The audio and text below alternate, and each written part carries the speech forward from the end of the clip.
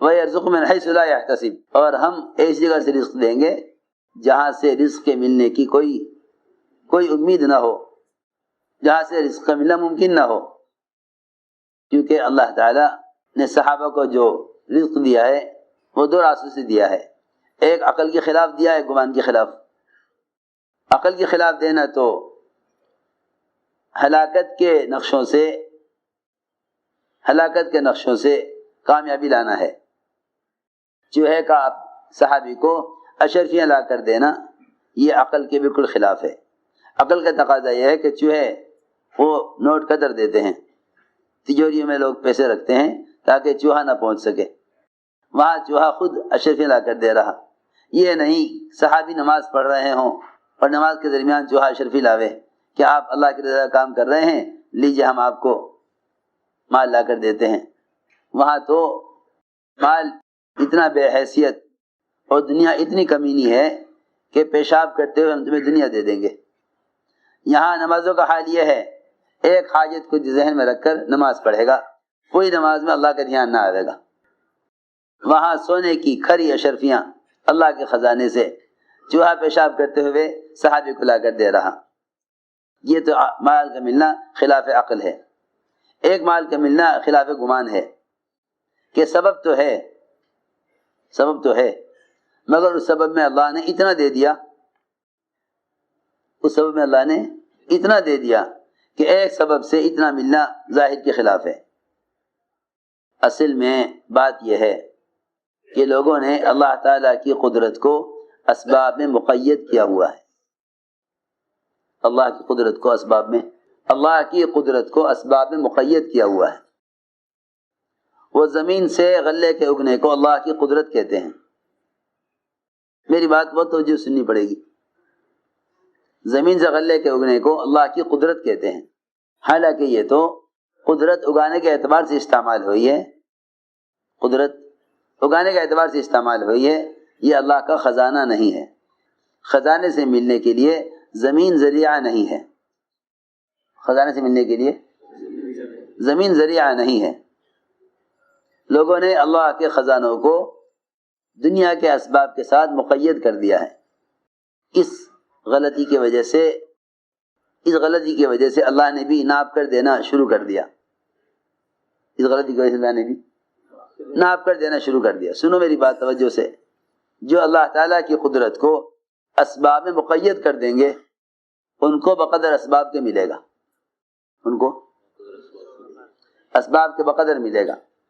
جو اللہ کی قدرت کو اسباب میں مقید کر دیں گے۔ بہت توجہ سننا بات، اس وقت ساری دنیا کے مسلمان اللہ کی قدرت کو اسباب میں مقید کیے ہوئے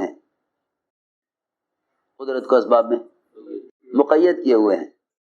یہ بھینس اتنا دودھ دے گی، یہ زمین اتنا غلہ دے گی، یہ دکان اتنا نفع دے گی۔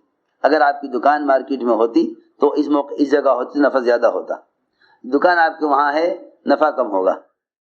یہ ہے اللہ کی قدرت کو اسباب میں مقید کر کے اس سبب کی حیثیت سے امید کرنا۔ جتنے بھی اسباب والے ہیں یہ سارے کے سارے ان اسباب کی حیثیت سے اعتبار سے امید کرتے ہیں۔ میں نے عرض کیا نا کہ اندازہ ہے یہ بھینس اتنا دودھ دے گی، نہیں، یوں کہو دودھ اللہ کے خزانے سے آتا ہے۔ بھینس تو قدرت کا مظہر ہے، قدرت نہیں ہے، اور یہ اللہ کا خزانہ نہیں ہے۔ بہت بڑا ٹینک ہوتا ہے، اس ٹینک میں ایک چھوٹی سی ٹوٹی لگی ہوئی ہوتی ہے۔ اب آپ بتائیں کہ ٹوٹی کے اندر جو دودھ ہے اس کی مقدار زیادہ ہے، یہ جو ٹینک کے اندر دودھ ہے اس کی مقدار زیادہ ہے۔ سمجھ آ رہی بات؟ اس ٹوٹی کے اندر جتنی مقدار دودھ کی ہے وہ زیادہ ہے، یہ جو ٹینک بھرا ہوا ہے دودھ سے اس کی مقدار زیادہ ہے۔ بس یوں سمجھنا چاہیے کہ اللہ کے خزانہ محدود ہیں۔ اگر تھن سے دودھ نکل رہا ہے تو یہ تو اتنی سی مقدار ہے جو اس لیے ظاہر کر دی گئی ہے کہ ہم تمہیں امتحان لینا چاہتے ہیں کہ تم اللہ کے خزانے سے بھینس کے راستے سے ہی آنے کو استفادہ سمجھتے ہو یا اس کے بغیر لینے کو اللہ کی ذات سے فائدہ اٹھانا سمجھتے ہو۔ ابوبکر رضی اللہ تعالیٰ عنہ نے سفر ہجرت میں آپ کے کھانے کا انتظام کرنے کے لیے بکری تلاش کی، کوئی بکری نہ ملی۔ اچانک دیکھا ایک عورت مشرکہ وہ کوئی ریوڑ لے کر پھر رہی ہے، گئے اس کے پاس، اس سے کہا ہمیں دودھ چاہیے۔ اس نے کہا میرے پورے ریوڑ میں ایک بکری بھی دودھ دینے کے قابل نہیں، ساری بکریاں بچیاں ہیں، کوئی گیابن ابھی تک نہیں ہوئی، کسی بچی نے آج تک بچہ نہیں دیا، کسی بکری نے آج تک کوئی بکری میرے پورے ریوڑ میں دودھ دینے والی نہیں ہے۔ فرمایا اری بے وقوف، تیری عقل کہاں گئی؟ دودھ تو اللہ دیتے ہیں، تو بکری لا، دودھ تو اللہ دیتے ہیں، تو بکری لا،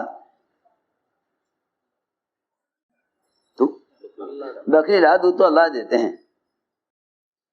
اس نے کہا یہ عجیب آدمی ہے، میں کہہ رہی میرے ریوڑ میں کوئی بکری دودھ دینے کے قابل نہیں، یہ یوں کہہ رہے ہیں کہ تو اپنے گھر سے بڑا برتن لے کے آ اور کوئی بکری کی کوئی بچی میرا حوالے کر دے، اپنے گھر سے بڑے سے بڑا برتن لے آ۔ کہنے لگی اس آدمی کے کہنے پر میں اپنے گھر سے بڑا برتن لے کر آئی، حالانکہ آپ جانتے ہیں بکری کا دودھ سب سے کم مقدار کا دودھ ہوتا ہے تمام دودھ دینے والے چوپاؤں کے مقابلے میں، سب سے کم مقدار بکری کے دودھ کی ہوتی، وہ بھی جب دے دے جب نہ دے۔ وہ لے کے آئی برتن، ابوبکر رضی اللہ تعالیٰ نے ایک بکری کی بچی کو پکڑا، اس کے تھن بھی اتنے چھوٹے کہ ہاتھ میں نہ آ سکے، تھن تو پورے ہاتھ میں آ جاتا ہے، اتنے چھوٹے تھن کہ وہ ہاتھ میں نہ پکڑے جا سکے۔ اس سے دودھ نکالا، سارا پیالہ دودھ سے بھر گیا، اپنی ضرورت کے لے کر باقی اس مشرکہ عورت کو دے دیا کہ جاؤ لے جاؤ استعمال کرو۔ اس عورت نے ایسا پہچانا ابوبکر رضی اللہ عنہ کو، ایک مدت کے بعد جب اس راستے سے ابوبکر گزرے دور سے دیکھ کر پہچان لیا، یعنی کہ او برکت والے۔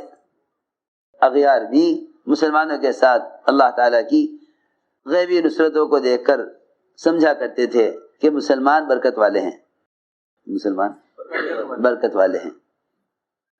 میں نے ایک بات عرض کی ہے کہ اللہ کا ایک وعدہ تقوی پر یہ ہے، من یتق اللہ یجعل لہ مخرجا ویرزقہ من حیث لا یحتسب، ہم ایسی جگہ سے رزق دیں گے جہاں خیال گمان جائے گا نہیں۔ یہ آیت اس وقت نازل ہوئی جب عوف بن مالک نے آ کر عرض کیا کہ یا رسول اللہ، میرا بیٹا عوف وہ مشرکین کی قید میں ہے اور تاج سے بندھا ہوا ہے، اور میں اس کی رہائی سے مایوس ہو چکا ہوں، ایک مدت گزر گئی اسے قید میں، اب ہم اس کی رہائی سے مایوس ہیں۔ فرمایا نہیں، مایوس نہ ہو، اس سے کہو کہ وہ لا حول ولا قوت الا باللہ پڑھا کرے، اس سے کہو کہ وہ لا حول پڑھا کرے۔ اس زمانے میں تو مسلمان دعائیں جانتے ہیں، ان دعاؤں سے متعلق واقعات نہیں جانتے، یہ بھی ایک دعاؤں پر سے یقین ہٹ جانے کی وجہ ہے۔ دعاؤں سے یقین کے ہٹ جانے کی ایک بڑی وجہ یہ ہے کہ دعائیں یاد کرتے ہیں، ان دعاؤں سے متعلق واقعات یاد نہیں کرتے، ان دعاؤں سے متعلق واقعات یاد نہیں کرتے۔ جنہوں نے دعائیں جمع کی ہیں انہوں نے دعائیں جمع کر دی ہیں، صرف ان دعاؤں سے متعلق جو ظاہر کے خلاف مددیں ہوئی ہیں ان کو بیان نہیں کیا۔ یہی وجہ ہے کہ لوگ دعا کا مضمون جانتے ہیں، اس دعا پر آنے والی نصرت کو نہیں جانتے۔ جب دعاؤں سے متعلق واقعات یاد نہیں ہوں گے تو دعائیں غیر یقینی ہو جائیں گی، دعائیں غیر یقینی ہو جائیں گی۔ دعا تو یاد ہے لیکن دعا سے متعلق واقعہ یاد نہیں۔ لوگ کہتے ہیں ہاں بھائی لا حول ولا قوت الا باللہ۔ ایک صاحب نے آ کر اپنے بہت سارے حالات سنائے، میں نے کہا بھائی لا حول پڑھ لیا کرو، کہنے لگے اس سے کیا ہوگا، اس سے کیا ہوگا، کیونکہ عقیدے بگڑے ہوئے ہیں، یقین بگڑا ہوا ہے۔ ایک آدمی کو جتنا عقیدہ تعویذ سے ہے اتنا عقیدہ عمل سے نہیں ہے۔ یوں کہے گا کہ مجھے کوئی عملیات بتا دو اور کوئی وظیفہ بتا دو، حالانکہ سب سے بڑا وظیفہ اللہ کا فریضہ ہے۔ جب فرائض پر یقین نہ ہوگا تو وظائف سے کیسے کام چل جائے گا؟ ساری رات ایک کام پر کھڑے ہو کر کوئی ایک لفظ پڑھنے کے لیے بتا دے عامل تو کر لیں گے، لیکن اگر یہ کہا جائے صبح فجر کی نماز کے لیے مسجد چلے جاؤ تو مشکل ہے، کیونکہ فرائض پر یقین نہیں، وظائف پر یقین ہے۔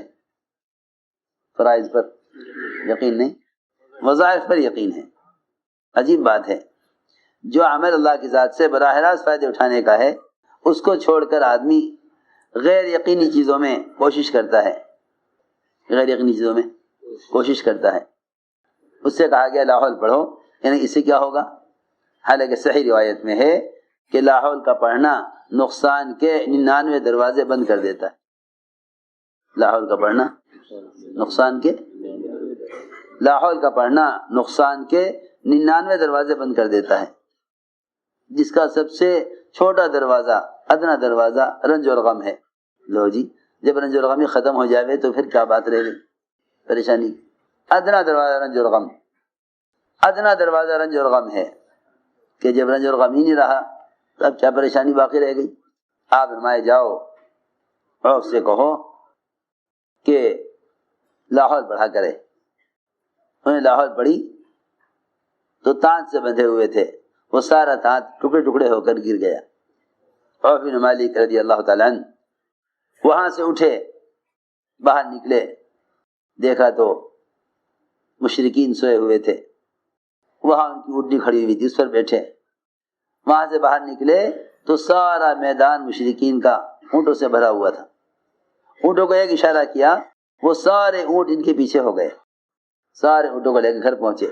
دروازہ کھٹکھٹایا، آواز دی، ماں نے کہا بیٹے کی آواز معلوم ہوتی ہے، باپ نے کہا ارے جا، اور کہاں آئے گا؟ دروازہ کھولا تو سارا گھر، دالان، سارا صحن، سارا میدان اونٹوں سے بھرا ہوا، خود جڑے کی اونٹی پر سوار۔ اللہ تعالیٰ نے اس طرح مدد فرمائی۔ میں عرض کر رہا تھا ایک وعدہ یہ ہے، من یتق اللہ یجعل لہ مخرجا ویرزق من حیث لا یحتسب، ویرزق من حیث لا یحتسب، اور ہم ایسی جگہ سے رزق دیں گے جہاں سے رزق کے ملنے کی کوئی امید نہ ہو، جہاں سے رزق کا ملنا ممکن نہ ہو۔ ویرزق من حیث لا یحتسب، اور ہم ایسی جگہ سے رزق دیں گے جہاں سے رزق کے ملنے کی کوئی امید نہ ہو، جہاں سے رزق کا ملنا ممکن نہ ہو۔